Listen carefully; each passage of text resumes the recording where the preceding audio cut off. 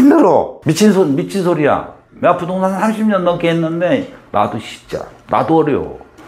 안티역 오늘 뭐 이야기해 줄까요? 자금이 그렇게 크지 않아가지고 저자금으로 그냥 임대업 뭐 할 거 있나 그냥 혼자 생각을 하고 있어요. 3억에서 5억. 아니 3억에서 5억이면은 복잡하게 생각하지 말고 임대사업 하려면 이 동네 살잖아. 에? 이 동네 사니까 다른 거 없어. 여기 근방에 그냥 오피스텔 싸게 나오잖아. 시세보다 좀 떨어졌다 싸다 싶으면 그거 가지고 해요. 지금 시세에서 한 15년 지나잖아.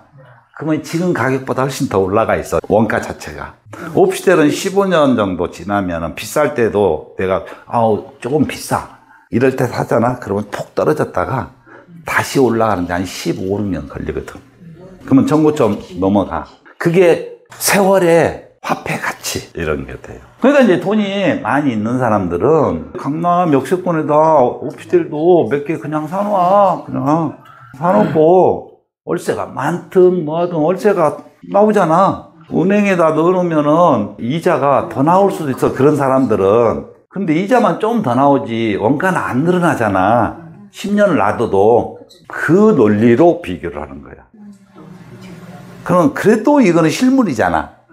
그러니까 10년 지나면은 은행보다 나은 거야. 근데 예를 들어서 너무 오래된 오피스텔 말고 한 어느 정도 한 10년 정도 된 오피스텔? 뭐 그게 있을 거 아니에요. 상한선 오래된 오피스텔도 상관없어요? 상관없어. 이게 오래된 오피스텔도 거기다가 내가 살 거 아니잖아. 세를 줄 건데 액면 그대로 놔두지 말고 구조를 조금 바꿀 수 있으면 이게 세가 원만하겠다. 도배라든가 그런 거는 기본이고 그렇게 조금 세입자들이 와서 편리하게 살 수 있는 구조가 이게 되는구나. 그 정도만 해놓으면은 왔다야. 오피스텔도 똑같은 오피스텔이 아니에요. 이 동네도 이 롯데 있지만은 또 저쪽으로 하면은 베란다 있는 오피스텔도 있거든. 진짜 중요해요. 베란다. 에? 베란다 너무 중요해. 거의 없어. 그런데 간혹 베란다 있는 오피스텔이 있어. 이게 베란다 없는 것이나 있는 것이나. 있는 게 훨씬 나. 그렇지. 그러니까 베란다 있는 것들을 똑같은 좀 차이가 별로 안 나면 그런 거를 사는 거지. 돈 3, 4억 가지고는 이 임대 사업을 하면은 고민할 거 없어. 그것도 선택. 아파트를 내가 간다, 주거로 한다. 이것만 선택을 해 본인이. 내가 주거를 하나 만드냐 안 만드냐 차이가 크거든. 내 집이 있어. 주거를 사냐 아니냐가 중요해. 그러면 주거도 사야 된다? 그러면 나홀로 아파트를 보는 것이고 오피스텔보다 한 수 위에가 나홀로야. 월세 받기에는. 아파트는 어찌됐든 공실이 안 생겨. 그리고 내가 이제 오피스텔을 사. 나는 주거로 쓰면 안 돼. 그러면 조건부. 사업자는 주소 이전이 가능한데 주거로 주소 이전은 안 된다. 기준을 달아놓고 임차인을 모집하면 돼. 그럼 가능해. 근데 개인 주면은 주소 이전을 해보는 놈들이 있거든. 그런 것들은 전입신고만 되면은 주거용으로 봐. 오피스텔도. 사업자가 들어오면 그거는 주거용이 아니에요. 그래서 이 동네 같은 경우 뭐 역세권 오피스텔들은 실질적인 거는 사업장이 많아. 주소가. 돈 많지 않으면은 내 생활비가 필요하니까 임대원을 해야겠다. 이제 그런 기준이면 그게 맞고, 아닌 말로 그 돈 가지고 내가 아직은 젊으니까 10년, 20년 내 이게 노후 자금으로 정말로 자산을 만들어 버리겠다. 그러면 다른 거 선택을 해야 돼.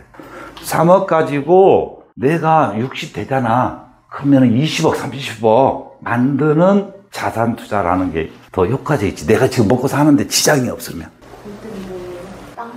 여러 가지가 있을 수 있어. 돈이 적은 사람이 아파트 하는 사례 있고, 아파트도 재건축, 뭐 강남 말고는 강북 가면은 3억 가지고도 살 수 있어. 전세 끼고 살 때도 많아요. 돈이 넉넉하다 그러면은 반전세 주고 사는 사례도 있고. 경기권에서도 뭐가 있냐면은 신흥 성장 지역이 있어. 고속 성장할 수 있는 지역. 이런 지역은 전세 반전세 끼고 사놔도 빚져 있잖아. 내가 이것저것 모르면 그렇게 해도 돼요. 부동산 시장 전반적인 거를 모르면 올라갈 지역을 선택을 해야 되겠지. 그렇게 해서도 집가는 올라가니까. 재개발도 마찬가지. 이런 자체들이 제일 중요한 게 투자 목적. 투자 목적이 정해졌어. 그러면 여기에서 중요한 건 뭐냐? 투자 기간 설정.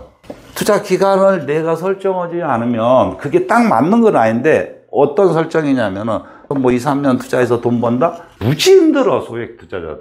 어디 돌아다니다 아줌마들이 2억만 투자하면은 3년 안에 10억 만들어준다. 그렇게 만일에 제안을 해. 그러면 역으로 네가 2천만 원만 줘. 내가 10년 안에 그 돈을 말아줄게. 그렇게 해버려.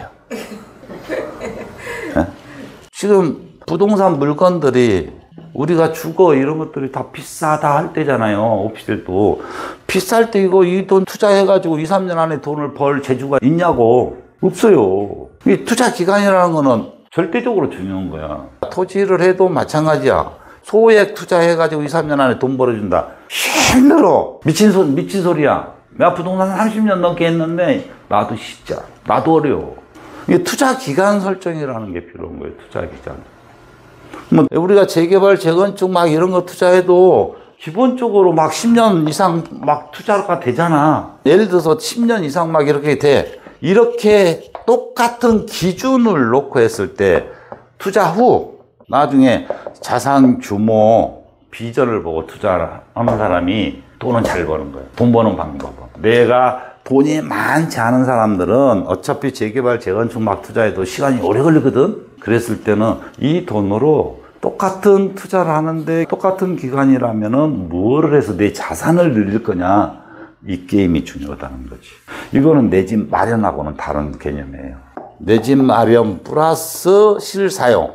뭐든지. 이런 부분하고 투자를 해서 자산 규모를 증가시키는 투자하는 거는 달라요. 차원이 틀려. 투자하는 방식이 틀리는 거예요. 선택도 틀려야 되고. 이런 부분들은 알고 모르고 차이가 엄청난 결과를 만들어내는 거예요. 제가 5천만 원 투자했고 20년 됐는데 20억을 만들었어. 5천만 원 투자했고 그냥 생각을 안 해. 가지고 20년 지나니까 20억이 넘었어. 젊은 사람들은 해볼만 하잖아. 근데 경험이 없고 확신이 없으면 못 오는 거야.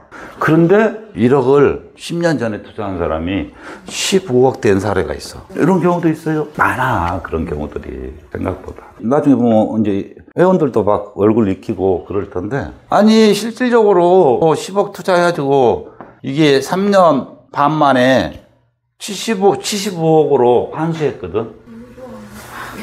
저도 그렇게 하고 싶어요. 이런 일들은 많아요. 그거를 내가 경험을 했냐, 정보를 아냐, 모르냐, 이런 게임인 거지.